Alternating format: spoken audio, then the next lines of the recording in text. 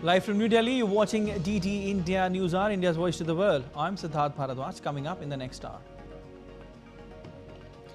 India's Prime Minister Narendra Modi undertakes an aerial survey of landslide-hit Wayanad in Kerala, reviews relief and rehabilitation efforts. India's External Affairs Minister Dr. S. Jaishankar virtually inaugurates water and sanitation projects in 28 islands of Maldives, emphasizes on deeper bilateral ties. Plane crash in Brazil's São Paulo state kills all 61 on board. 3 days of mourning declared in the nation.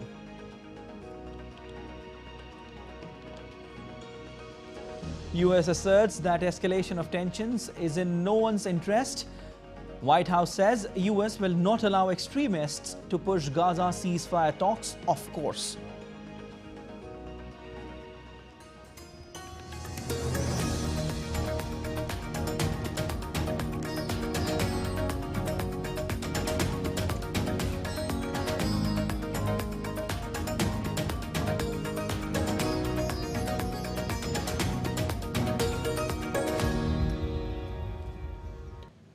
India's Prime Minister Narendra Modi carried out an aerial survey of landslide-hit areas of Kerala's Wayanad.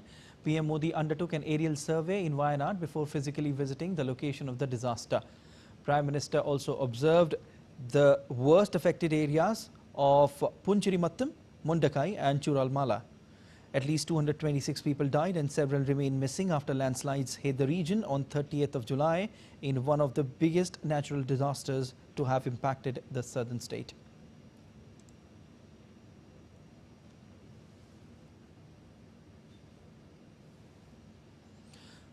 The Prime Minister also visited landslide-hit areas in the state and took stock of the situation. PM Modi was briefed about the evacuation efforts being undertaken in the area.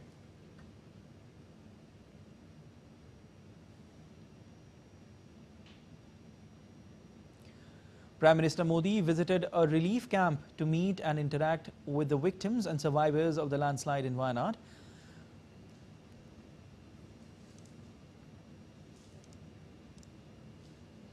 The Prime Minister also visited a hospital and interacted with the victims and survivors there.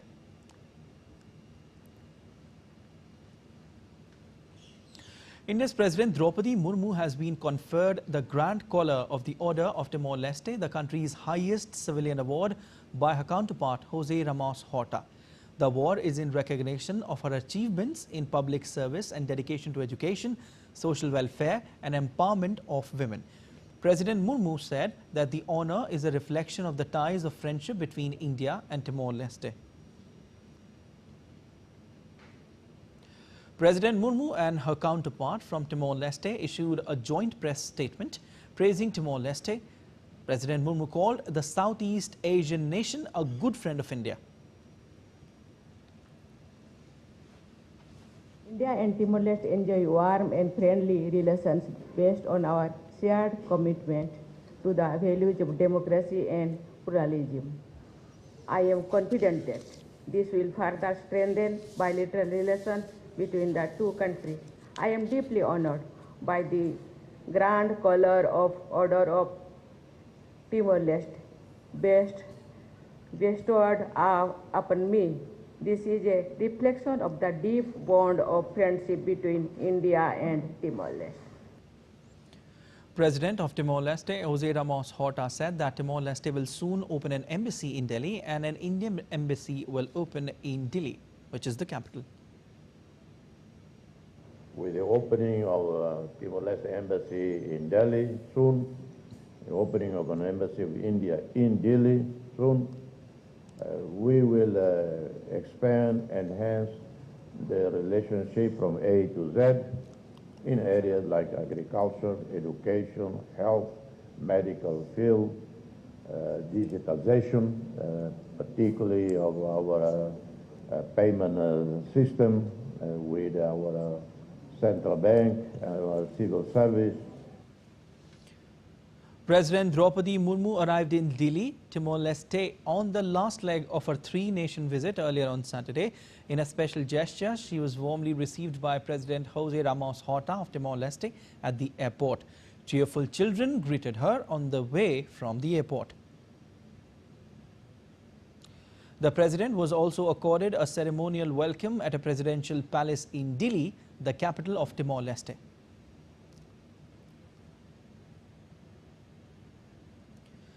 President Draupadi Murmu and her counterpart José Ramos Horta held productive talks at Presidential Palace in Dili. The two leaders held discussions covering various areas of bilateral cooperation, including IT, digitalization, health, pharmaceuticals, agriculture, capacity building, among others.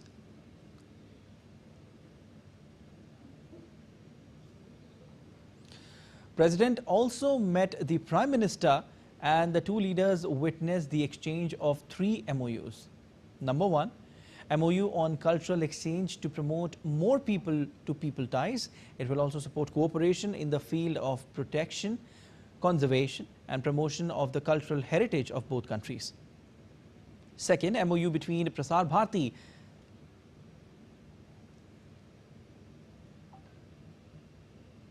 and the Timorese public broadcaster RTTL to strengthen cooperation in the field of radio and broadcasting through co-production of programs and exchange of personnel and training.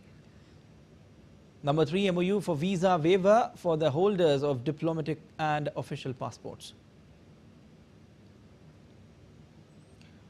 India's President Draupadi Murmu also addressed the Indian community at Dili in Timor-Leste. Addressing the event, the President said that the Grand Collar awarded to her is a symbol of warm relations between both the countries. मुझे दिया गया grand colour of टिमोर-लेस्टे का सम्मान भी इसी स्नेह और विशेष मित्रता का ही एक दर्शाता है। मुझे ये जानकर प्रसन्नता हुई है कि भारत टिमोर-लेस्टे के साथ राजनयिक संबंध स्थापित करने वाले पहले देशों में से एक था। दोनों देशों के बीच मौजूद एवं सौहार्दपूर्ण संबंध लोकतंत्र और बहुलता के साझा मूल्यों पर आधारित है। टिमोर-लेस्टे के साथ काम करने के लिए तैयार है। हम पारंपरिक लाभ के लिए सहयोग को बेहतर ढंग से आगे बढ़ाने के लिए टिमोर-लेस्टे की सरकार और यहाँ के लोगों के साथ अपना जुड़ाव जारी रखें। She also announced the opening of an Indian embassy in Dili to facilitate the diaspora as well as work towards closer ties between both nations. मुझे आपको ये बताते हुए खुशी हो रही है कि हम जल्द ही टिमोर-लेस्टे में एक दूतावास खोलने जा रहे हैं। भारतीय नागरिकों और भारतीय मूल के व्यक्तियों के लिए अधिक आसान कॉन्सुलर एवं अन्य सेवाएं सुनिश्चित होंगे और इससे टिमोर-लेस्टे की सरकार और लोगों के साथ बेहतर बातचीत संभव हो।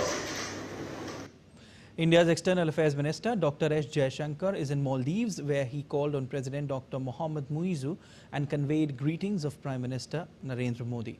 Jaishankar said that New Delhi was committed to deepen India-Maldives ties for the benefit of the people in the two countries and the region. Jaishankar's visit to Maldives is in line with India's vision of neighborhood first and Sagar policy.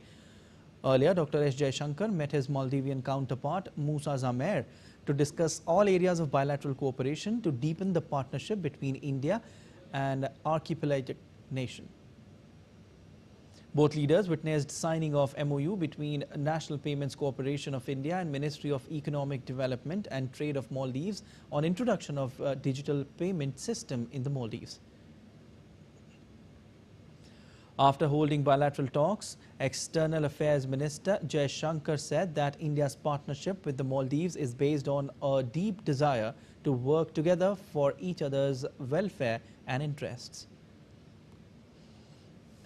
India's partnership with the Maldives is based on our deep desire to work together for each other's welfare and interests.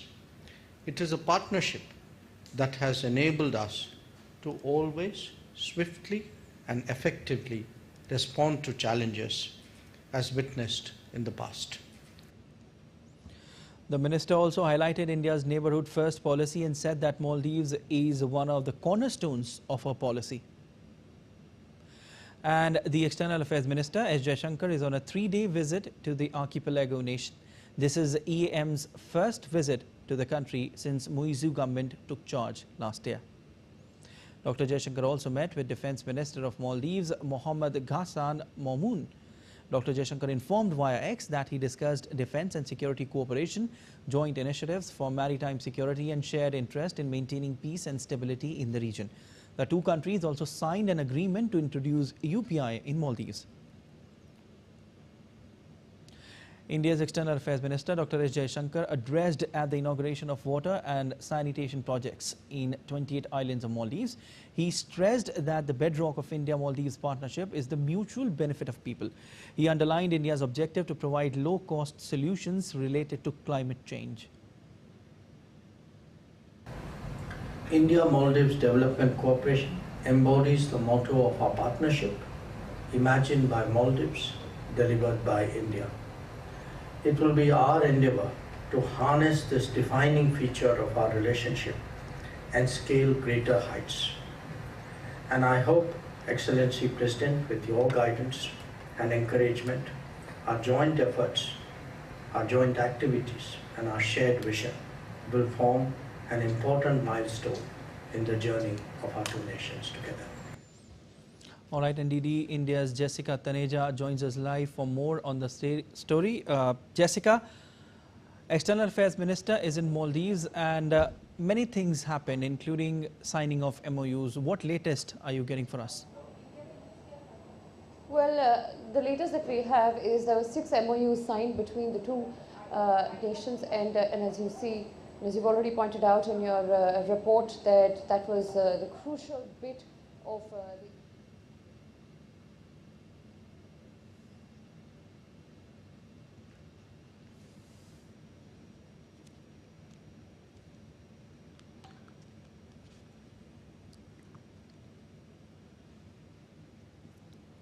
All right, on your screen is Indian Prime Minister Narendra Modi, who is receiving briefing and presentation of the incident. You can see in the frame Prime Minister Narendra Modi along with the Chief Minister of Kerala. These are the visuals that we are showing it to you. Earlier in the day, Prime Minister Narendra Modi took stock of the situation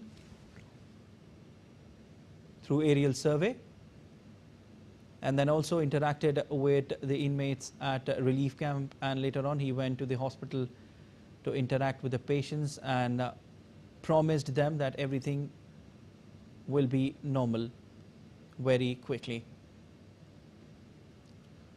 Indian Prime Minister Narendra Modi is in Wayanad to take the stock of the situation after devastating floods on July 30th.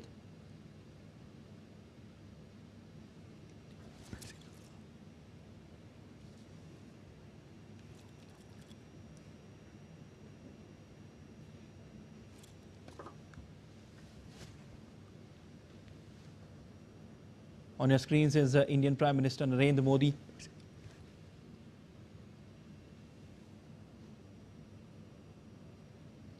Interacting with the officials, and with him is the Chief Minister of Kerala.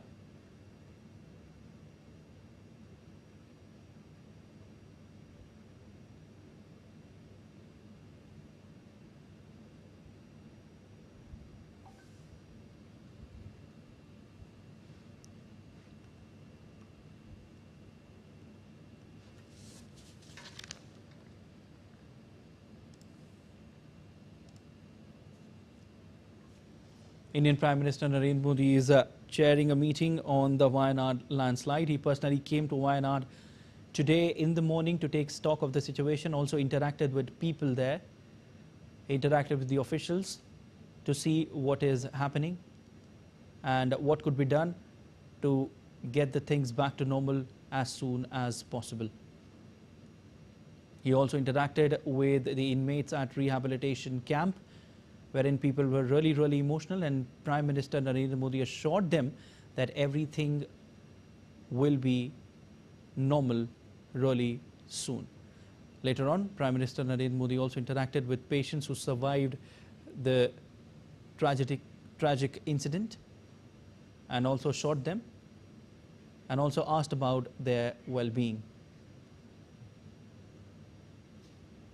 This tragic incident took place on July 30th, and the flood-affected areas Prime Minister Narendra Modi visited today assured people, everyone, that things will get back to normal as soon as possible. He also assured people and asked about their well-being.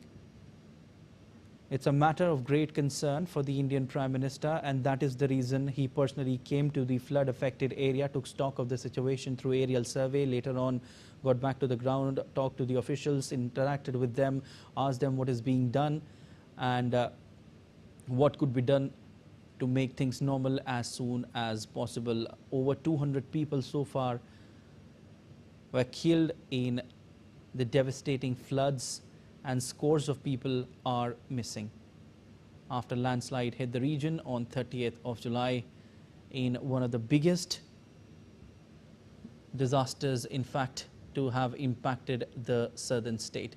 This is what you're seeing on your television screens is Prime Minister Narendra Modi is chairing a meeting on the Wayanad landslide, wherein officials who are present in the meeting are explaining to Prime Minister Narendra Modi at what caused this incident and how are things right now and what could be done to make things normal as soon as possible. Remember, the centre has left no stone unturned in providing the assistance to the state of Kerala. Whatever and whenever they have asked for, the centre has provided them with the assistance. And certainly, like I said, that it's a matter of great concern for the Indian Prime Minister, and that is why he personally came to the flood affected area, took stock of the situation through aerial survey, and then also got to the ground, talked to the officials, talked to them about how the work is being done, how the rescue operation is going on, and how much time will it take to get things back to normal. Also, later on, he had a word with inmates at the rehabilitation camp, wherein people were really, really emotional. He hugged them, he blessed them, he told them, promised them, in fact, that things will get back to normal as soon as possible and situation will come back to normal.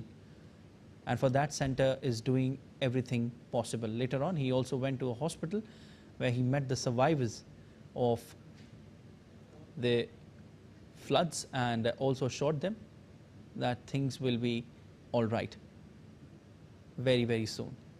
Right now, he is chairing this meeting on the Wayanad landslide.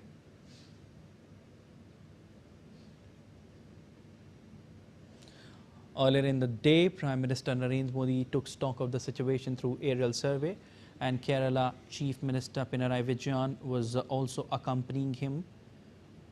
Later on, he got to the ground, talked to the official, to the rescue personnel, that what is happening, what had happened, what is being done to make the situation normal. Deadly floods, over 200 people have been killed in the devastating floods in the area, and scores of people are missing after landslide hit the region on 30th of July. Indian Prime Minister Narendra Modi interacted with the inmates of rehabilitation centre, and we could see that people were really, really emotional while Prime Minister Narendra Modi was talking to them. He assured them rather that everything will be all right, and centre is doing everything possible to make things normal. It was a horrific night which people suffered on July 30th. They were sleeping, some of them were half asleep, and some were alive. Some were but they didn't know that what's coming. All they could see was water around them, and lost their relatives, their mothers, brothers, husbands, wives in the devastating floods. And after that, the center has left no stone unturned in providing all the assistance which is required in the relief operations and in other things as well. Earlier in the day, Indian Prime Minister Narendra Modi took the stock of situation through a helicopter, through aerial survey. He did an aerial survey, evaluated the situation, got on ground, had a word with the officials. He had a word with rescue personnel. They explained them that how the rescue operations are going on and what is being done to make things better, to get the situation back on track as soon as possible. And it was an emotional scene we saw on the televisions when Indian Prime Minister Narendra Modi met the children, people in the rehabilitation center, wherein they started crying. Tears rolled down their face as they had a word with Indian Prime Minister Narendra Modi. It certainly is an emotional trauma for them, which Prime Minister Narendra Modi understands, and that was the reason he was consoling them. He was promising them that everything will be normal and the situation will be as good as it was before the devastating floods on the night of July 30th. Later on, Indian Prime Minister Narendra Modi met children and people, survivors at a rehabilitation camp, hugged them, assured them, promised them that everything will be fine. And in fact, the people there, children there at the camp, were very happy. Prime Minister of a country is coming to meet them personally, as like I said, it's a matter of great concern for the Indian Prime Minister. He's taking stock of the situation, not just today, but since the time these devastating floods hit the area.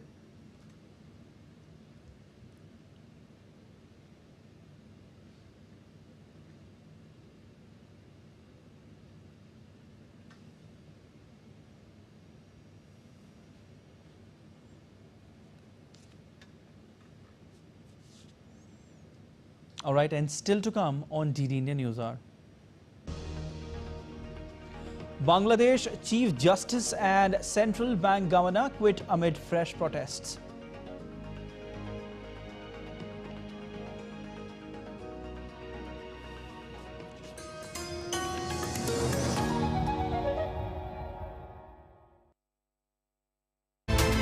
What is the fundamental reason for South Asia and beyond being so unstable? And what can India do about it? And how can India navigate this very, very tricky neighborhood? You can't just have connectivity physical, you need ideological connectivity. You need the identities and the belief systems of your ruling elites in the region to have something in common with the Indian experience. Because after all, the civilizational foundation of this neighborhood comes from India's and the subcontinent's history, which is shared.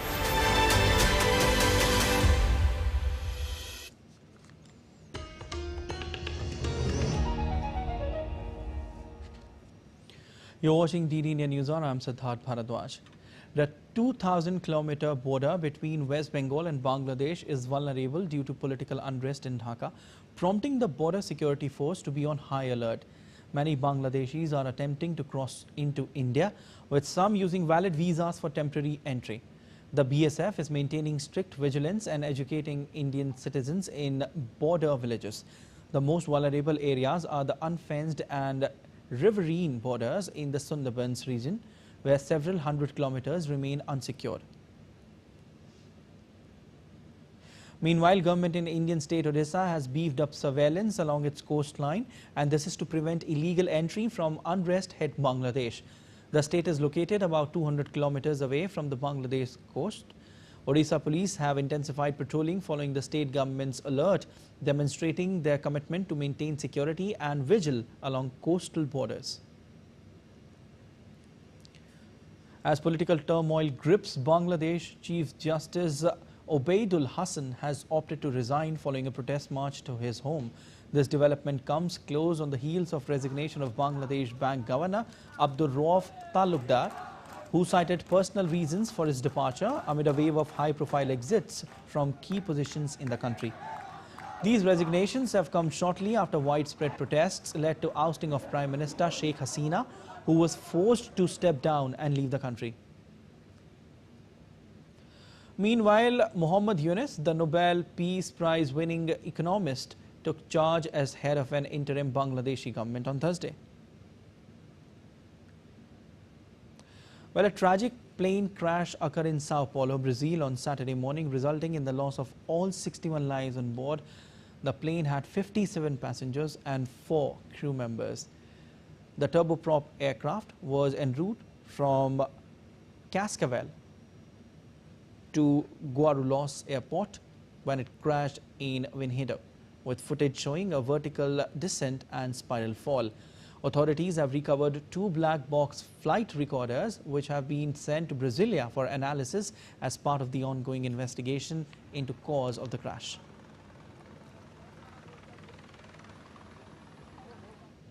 US presidential rivals Donald Trump and Kamala Harris rallied voters on Friday, a day after confirmation they will meet in a televised debate next month. Trump headed to Montana while Harris and her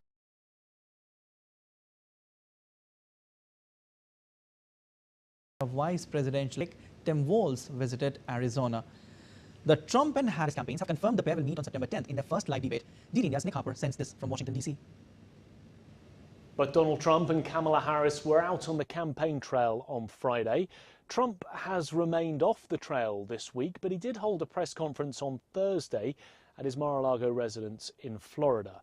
On Friday, he chose to head to the state of Montana, not a battleground state. It's a firmly red Republican state that he won in 2020 by 16% ahead of Joe Biden. He was there, though, to try and oust the current incumbent Democratic Senator John Tester. 4 years, Joe Biden's mental incompetence has given Harris a free rein to impose her ultra-liberal agenda on America and others with her and destroy our country. You're destroying our country. Joe Biden was exposed during the debate. Likewise, Kamala will be exposed during the debate. She will be exposed during the debate, or debates. But so far, she's refusing to debate.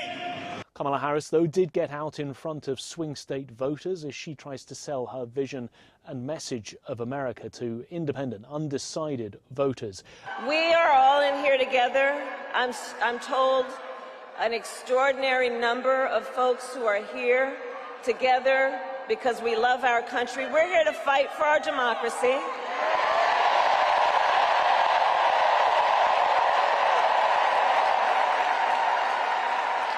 Which includes respecting the voices that I think that we are hearing from. And let me just say this on topic of what I think I'm hearing over there. She was in the city of Phoenix in the swing state of Arizona, a state that shares its border with Mexico, so immigration was very much in focus. She'll be continuing her swing states tour on Saturday, heading to Las Vegas in the state of Nevada.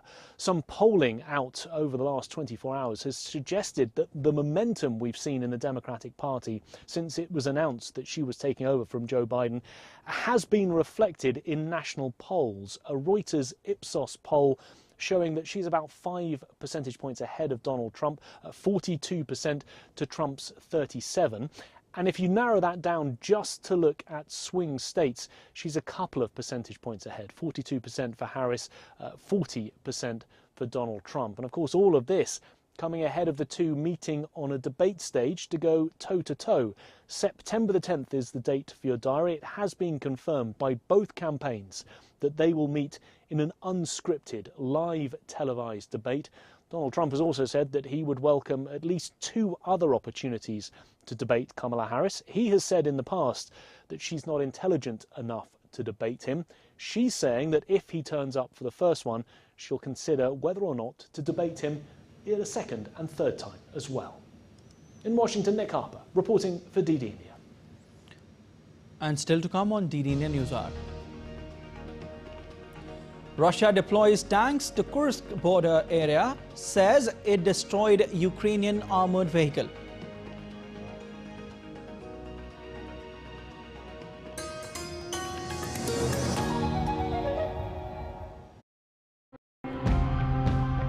The one common theme between all major cities across the world is hope and the promise of new opportunities and possibilities that gravitates people towards them. The reason why we advocate green transformations is because you can retain the building and you can actually modify.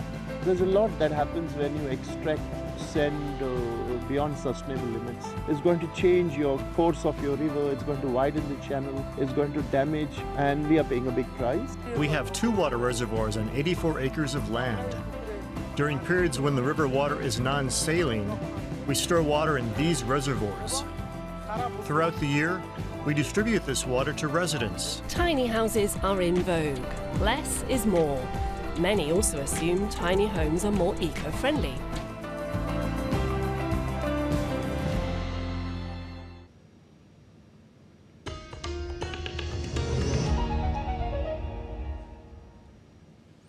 You're watching DD India News Hour. I'm Siddharth Bharadwaj. And a quick recap of the headlines. India's Prime Minister Narendra Modi undertakes an aerial survey of landslide-hit Wayanad in Kerala, reviews relief and rehabilitation efforts. India's External Affairs Minister Dr. S. Jaishankar virtually inaugurates water and sanitation projects in 28 islands of Maldives, emphasizes on deeper bilateral ties. A plane crash in Brazil's São Paulo state kills all 61 on board. 3 days of mourning declared in the nation.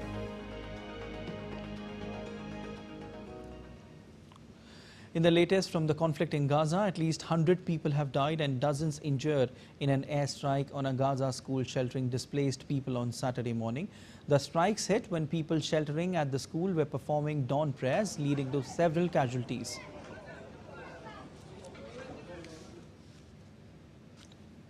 As threats of Iran's attack on Israel looming large after killing of Hamas's leader Ismail Haniyeh, US has intensified efforts for peace in West Asia. US Secretary of State Antony Blinken reiterated on Friday that there was an urgent need to reach a ceasefire in Gaza to save the hostages and ensure their return from the captivity of Hamas.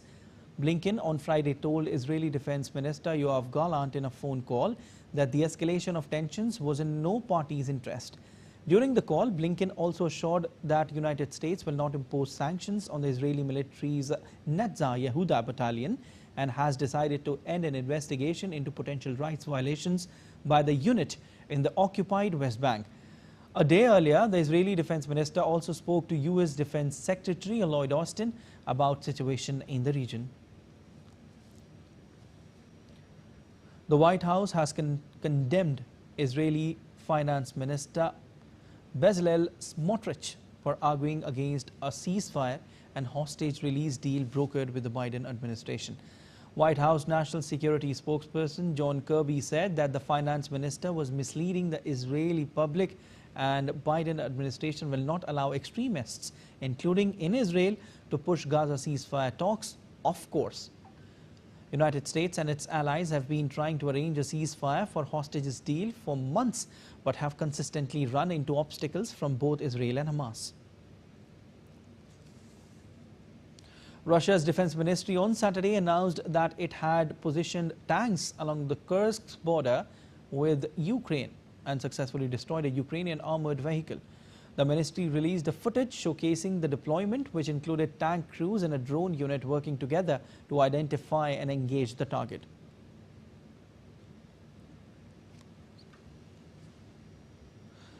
Russia declared the situation in its border Kursk region a federal emergency. The defense officials say they continue fighting with the Ukrainian military and halted their advance. At the same time, more reinforcements have been sent to the area. Russia also declared a state of emergency in other region. Lipest after 9 people got injured in a massive Ukrainian drone attack. DD India's Dasha Chernashova is in Moscow with more. Russia has sent reinforcements to its Kursk border region to fight against the Ukrainian incursion. The videos released by the Defense Ministry show columns of Grad, MLRs, tanks, artillery on the move to the fighting area. The Defense Ministry says it did not allow the Ukrainian military to advance deeper into the Russian territory. They continue to strike the Ukrainian manpower and military equipment. The Emergency Situations Ministry has declared the situation in Kursk a federal emergency. Russian President Vladimir Putin convened a meeting of his Security Council on Friday to discuss the fight against terrorism. This is how Moscow views the Ukrainian actions. The attack on Kursk, which is adjacent to Ukraine's Sumy region, forced thousands of people to relocate. Local authorities say those affected will receive additional financial assistance, and the Emergencies Ministry sent additional forces to the region to facilitate further evacuations. Russian authorities say they have repelled over 75 Ukrainian drones overnight, including in Lipetsk region, where the local authorities have been forced to introduce this emergency situation as well. 9 people have been wounded as a result of this massive drone attack. Dasha Chernashova, reporting in Moscow for DD India. UK police say they are prepared for any further outbreaks of disorder this weekend. Britain has been hit by a series of riots after the killing of 3 young girls in July 29 knife attack in Southport, northwest England, triggering a wave of false online posts that wrongly identified the suspect killer as an Islamist migrant. DD India's Ollie Barrett reports from London. As many as 6,000 police officers on duty to potentially deal with rioting or disorder if they are needed over the course of the weekend. The police say that they are remaining very much on high alert, as the Prime Minister Keir Starmer has requested. One of the reasons that Saturday and Sunday are being looked at as potential days for further outbreaks of unrest is partly because it's the weekend and fewer people are at work, at their jobs, but also because the football season is beginning, and police do feel that that has the potential for some of those meetings between football teams to spill over into some violence as well. All of that said, police say they feel they have the resources in place to deal with any outbreaks of violence or disorder that they may see. And also Keir Starmer and the government believe that some of the custodial sentences we've been seeing over the last few days will be a significant deterrent to any further rioting. And so they hope that actually we are past the peak of the disorder in the UK now. That is, though, still a hope rather than something that they can necessarily guarantee. And Keir Starmer has been warning against complacency in thinking that this is necessarily over. When it comes to the judicial process, nearly 600 people had been arrested by the end of Friday afternoon local time, and police say that those arrests will continue. Indeed, police have been saying those arrests could continue for months to come. And again, the government will hope that that will continue to act as a deterrent against any future disorder. But police very much for Saturday and Sunday on alert. All right, let's take a look at other stories making news around the world. Former YouTube CEO and early Google employee Susan has died at the age of 56, 2 years after being diagnosed with cancer. Confirming the news on microblogging site X, Google CEO Sundar Pichai expressed his deep sadness, stating he was unbelievably saddened by the loss of his dear friend. The remnants of Storm Debbie caused flash flooding in northern Pennsylvania and southern New York on Friday, leaving dozens of people stranded in their homes. North Korean leader Kim Jong-un revisited a flooded area near country's border with China to address plans to support those affected by recent heavy rainfall and floods. The plan includes bringing about 15,400 people to the country's capital until new homes are built. Every year on August 10th, we raise awareness about the critical need to protect lions from brink of extinction. These majestic big cats, a symbol of strength and grace, are facing unprecedented threats to their survival. DD India's Tapas Bhattacharya reports.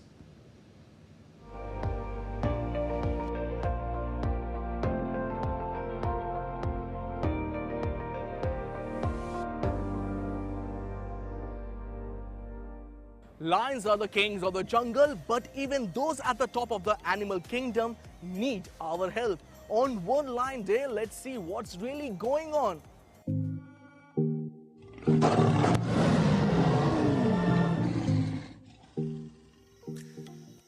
The lion has always been the most revered of the big cats. Movies like Lion King immortalized the character Simba, a young lion cub, and intrigued many into the lives of the lions.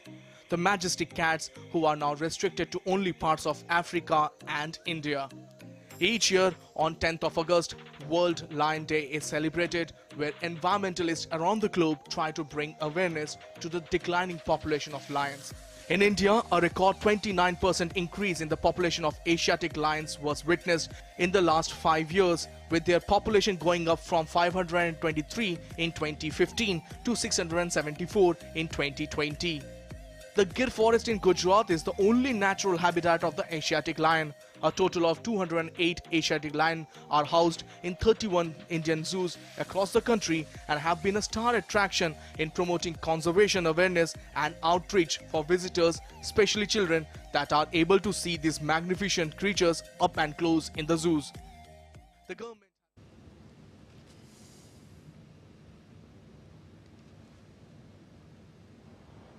यहाँ संपर्क में रहा हूं,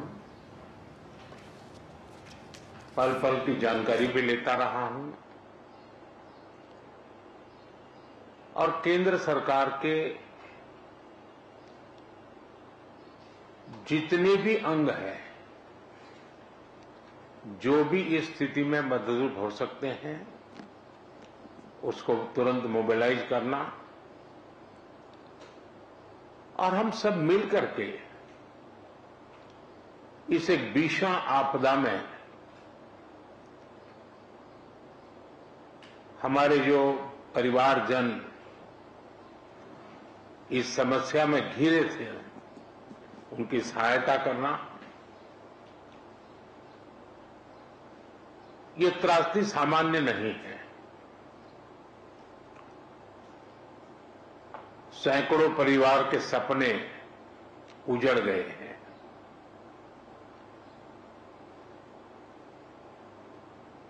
और प्रकृति ने अपना जो रौद्र रूप दिखाया, मैंने वहां जाकर के परिस्थिति को देखा है। मैं रिलीफ कैंप में भी इन पीड़ित परिवारों से मिला हूं, जिन्होंने एक्चुअली उस समय जो देखा और जो झेला, उसका विस्तार से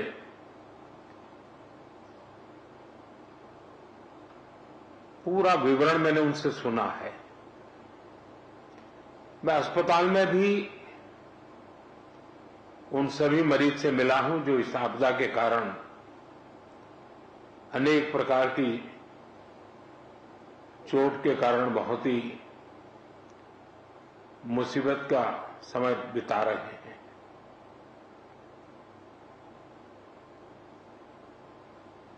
ऐसे संकट के समय जब हम साथ मिलकर के काम करते हैं तो कितना उत्तम परिणाम मिलता है। उसी दिन सुबह ही मैंने माननीय मुख्यमंत्री जी से बात की थी और मैंने कहा था कि हम हर प्रकार की व्यवस्था को मोबिलाइज कर रहे हैं और जितना जल्दी पहुंच सकते हैं पहुंचते हैं। मैंने हमारे MOS को भी तुरंत यहां भेजा था, चाहे SDRF के लोग हो, NDRF के लोग हो, सेना के लोग हो, पुलिस के जवान हो, स्थानीय मेडिकल के लोग हो या यहाँ के NGOs हो, सेवाभावी संस्थाएं हो, हर कोई बिना रुके तुरंत ही आपदा प्रभावित लोगों की मदद के लिए पहुंचने का प्रयास किया। जिन परिजनों ने अपने स्वजन खोए हैं, उसकी पूर्ति करना तो हम मनुष्य के लिए संभव नहीं है, लेकिन उनका भावी जीवन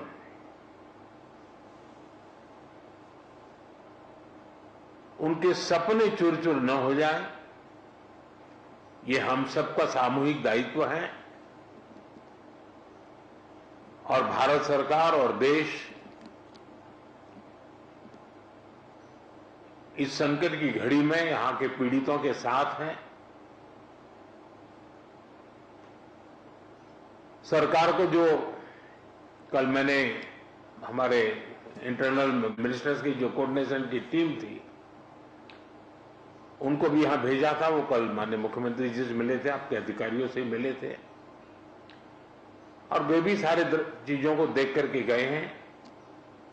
और जैसा माननीय मुख्यमंत्री जी ने मुझे बताया है कि वो एक पूरा डिटेल में मेमोरेंडम भेजेंगे और मैं विश्वास दिलाता हूं इन परिजनों को भी कि वे अकेले नहीं हैं।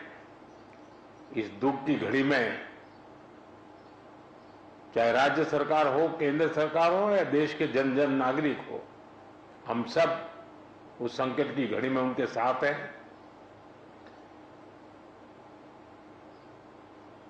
सरकार ने जो नीति नियमों के तहत जो आपदा प्रबंधन के लिए राशि भेजते हैं उसका काफी हिस्सा पहले ही दिया हुआ है और भी हिस्सा हमने तुरंत रिलीज किया है। और जैसे ही मेमोरेंडम आएगा तो बहुत ही उदारता पूर्वक इन सारी समस्याओं के समाधान के लिए केरल सरकार के साथ भारत सरकार खड़ी रहेगी।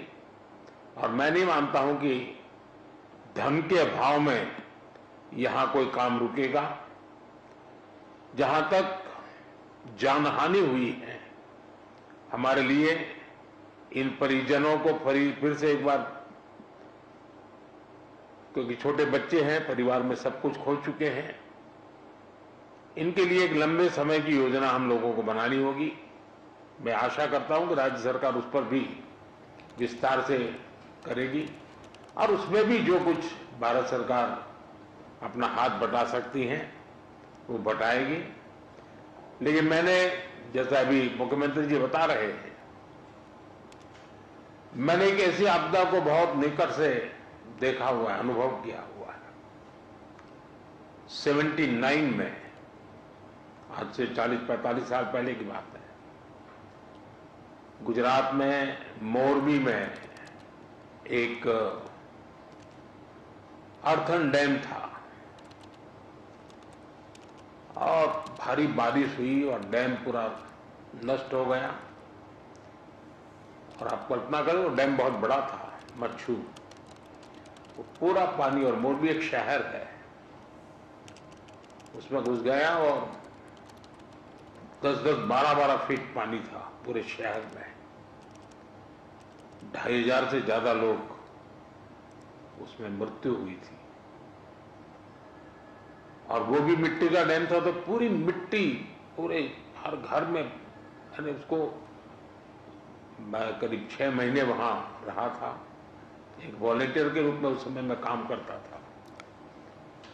और मैंने मड़ के बीच जो समस्याएं पैदा कैसी होती हैं, उसमें किस प्रकार से मुसीबतें झेलनी पड़ती है, उसको बराबर मैंने उसको, क्योंकि वॉलेंटियर के रूप में मैंने काम किया है तो मुझे पता है। तो मैं भी अंदाज कर सकता हूं कि जिस समय ये परिवार के परिवार मड़ में बह रहे होंगे तब वो कितनी बड़ी कठिन परिस्थिति रही होगी। और उसमें भी जब कुछ लोग जान बचा करके निकले हैं, उनको देख करके लग रहा है कि ईश्वर ने कैसे उनकी कृपा की, उनको बचा लिया है। तो मैं इन परिस्थिति को भली भांति अनुमान लगा सकता हूं और मैं आपको विश्वास दिलाता हूं कि देश और भारत सरकार कोई भी कसर नहीं छोड़ेगी। जितनी डिटेल आपकी आएगी, चाहे आवास की बात हो, चाहे स्कूल बनाने की बात हो, चाहे रोड के इंफ्रास्ट्रक्चर का काम हो, इन बच्चों के भविष्य के लिए कुछ व्यवस्थाएं करने की बात हो, जैसे ही डिटेल बन करके आपकी तरफ से आएगी, हमारी तरफ से पूरा सहयोग रहेगा, ये मैं आपको विश्वास दिलाता हूं। और मैंने स्वयं ने मन मेरा भारी था क्योंकि लेकिन मैं नहीं चाहता कि मेरा आने के कारण यहाँ के रेस्क्यू ऑपरेशन और रिलीफ एक्टिविटी में कोई रुकावटें हो। लेकिन आज मैंने पूरे विस्तार से सारी चीजों को देखा है और जब फर्स्ट हैंड इंफॉर्मेशन होती है तो निर्णय करने की भी सुविधा रहती है। और मैं आपको फिर से एक बार विश्वास दिलाता हूं, मुख्यमंत्री की जैसी अपेक्षाएं हैं वो सारी अपेक्षाओं को पूरा करने में भारत सरकार पूरा प्रयास करेगी। धन्यवाद जी। All right, that was Indian Prime Minister Narendra Modi who gave his statement on the Wayanad tragedy. He said that the centre is leaving no stone unturned to assist the state and the flood-affected area, and he hopes things should come on track as soon as possible. He said in this tough times, he is with the people of Wayanad and will assist them in every possible way. He said government will do everything it can to make things better in the region.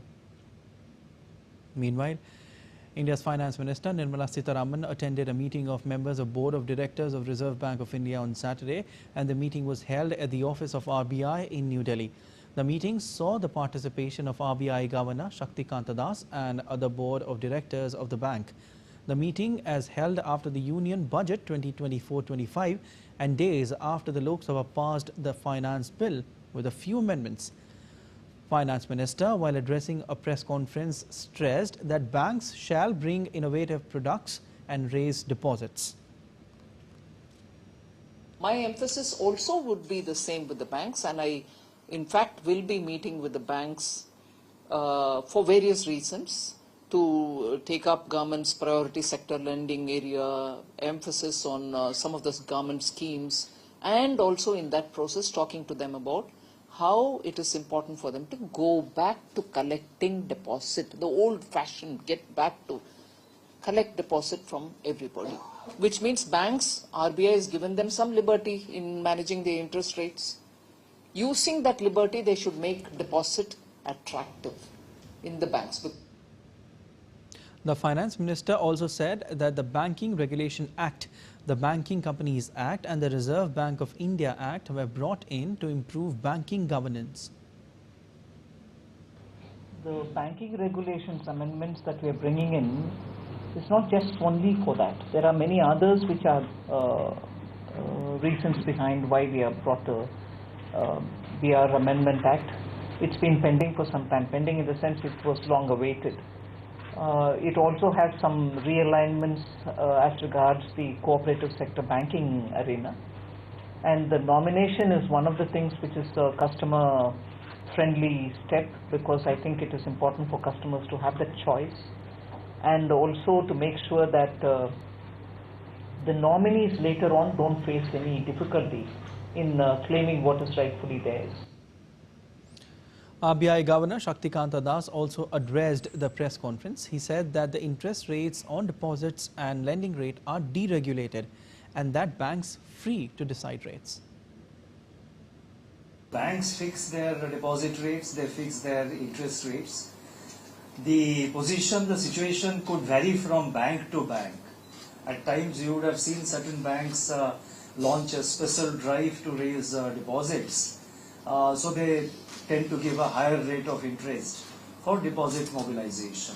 I think overall, if you see, there has been considerable amount of stability in our interest rate regime, whether with regard to the central bank, I'm not saying with regard to the central bank, but overall in the financial system, I think our interest rates have not been very volatile, they have been fairly stable.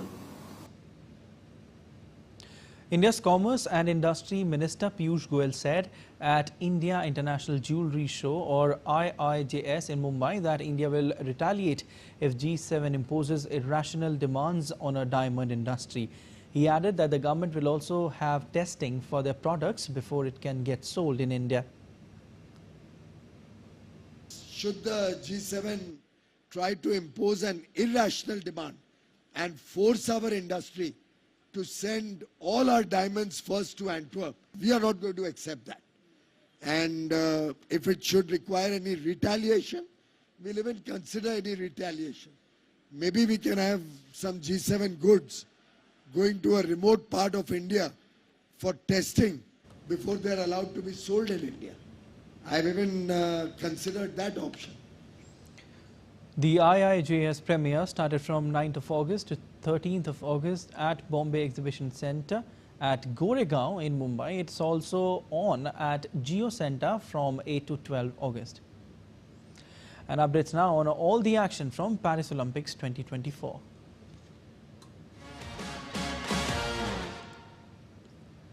The Court of Arbitration for Sports will announce the final verdict on ace Indian wrestler Vinesh Phogat's plea against her disqualification at the Paris Olympics today. In her appeal, Phogat requested a joint silver as she was found overweight after she won the semi-final in Paris. CAS clarified that it could not accommodate Vinesh's request for a second weigh-in or reinstate her in the gold medal match. The organization agreed to hear her case regarding the possibility of awarding her a joint silver medal. Taran Shakti, India's largest multilateral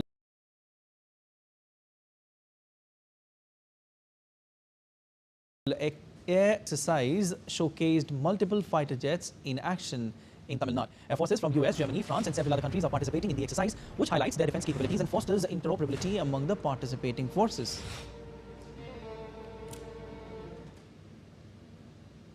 That's all for this edition of DD India News Hour, but let us know your thoughts on the news of the day. For those on the go, you can get all the latest news and updates from India and across the world on DD India mobile app. The app is available on both Android and iOS platforms. Scan the QR code on the screen to download now. We'll be back with more news as it breaks here on DD India. I'm Siddharth Bharadwaj from all of us here in Delhi. Thanks for watching DD India News Hour.